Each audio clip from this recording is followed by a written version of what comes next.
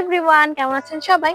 আজকে আমি দেখানোর চেষ্টা করব কিভাবে ধান থেকে চাল এন্ড চাল থেকে ভাপা পিঠা হওয়ার গল্পটি।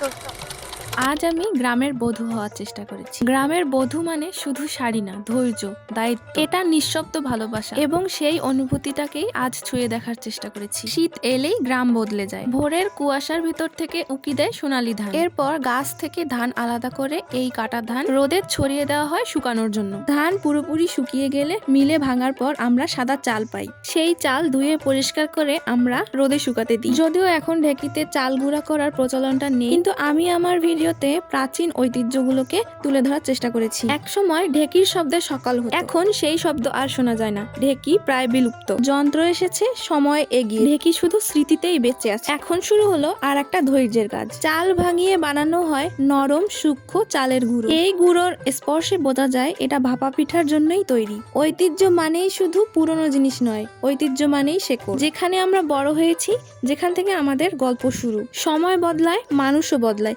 কিন্তু ঐতিহ্য হারিয়ে গেলে আমরাও ধীরে ধীরে হারিয়ে যাই। একসময় ঢেকি, মাটির চুলা, ভাপা পিঠা এসবই ছিল আমাদের ঐতিহ্য। আজ অনেক কিছুই নেই, কিন্তু স্মৃতিতে বেঁচে আছে গ্রাম বাংলার সেই দিনগুলো। ঐতিহ্য মানেই শুধু কোনো কিছু পরিধান করা কিংবা দেখানো নয়, ঐতিহ্য মানে অনুভব করা। আজ আমি গ্রামের বধূ হওয়ার চেষ্টা করেছি এই ঐতিহ্যটুকু নিজের ভিতরে বাঁচিয়ে রাখার জন্য। তো আমাদের চালের গুঁড়ো করা শেষ, এখন আমি নিয়ে যাচ্ছি বাড়িতে। শাড়ি পরা ভিডিওগুলো কালকের ছিল এন্ড এটা আজকের ভিডিও।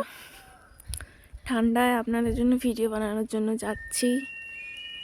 এখন যাব যেখানে পিঠা বানানো। শীতের সকাল মানেই কুয়াশা আর এক রাশ শান্তি। এই সকালগুলো খুব বেশি কথা বলেন, কিন্তু মনকে অদ্ভুত ভাবে ছুঁয়ে যায়। দূরের মাঠ, চুলার ধোঁয়া আর মিষ্টি ভাপা পিঠার গন্ধ। তো আম্মু আর আমি চলে যাচ্ছিলাম এক আন্টি যেখানে ভাপা পিঠা বানায়। হ্যাঁ, আম্মুও ভাপা পিঠা বানাতে পারতো, বাট ঐতিহ্যকে তুলে ধরার জন্য আমরা সেখানে গিয়েছিলাম। কয়েক বছর আগে এখানে এক দাদা দাদি ছিল, তারা ভাপা পিঠা বানাতো এবং সকালে বিক্রি করতো। দাদা মারা যাওয়ার কারণে দাদি আর এখানে থাকেনি, এখান থেকে চলে গিয়েছে এবং তখন থেকে এই ভাপা পিঠা বানিয়ে বিক্রি করার মতন কেউ ছিল না। এন্ড হুট করে আন্টি এই বিজনেস শুরু করছে, আমার অনেক ভালো লাগছে দেখে। আমাদের সবার উচিত আমাদের ঐতিহ্যকে ধরে রাখা। কিছুক্ষণ পর গরম ভাপা পিঠা নামানো হয়, হাত দিয়ে ধরলেই ভাপ উঠে আসে, এক কামড়েই মুখ ভরে যায় নরম চালের সাথে, আর গুড়ের মিষ্টতায় মনটা যেন গ্রামেই থেকে যেতে চায়। এটাই আমাদের শৈশব, গ্রাম বাংলার চিরচেনা গল্প। তো আজকের ভিডিও এ পর্যন্তই, নেক্সট কোনো ভিডিওতে দেখা হবে। ধন্যবাদ।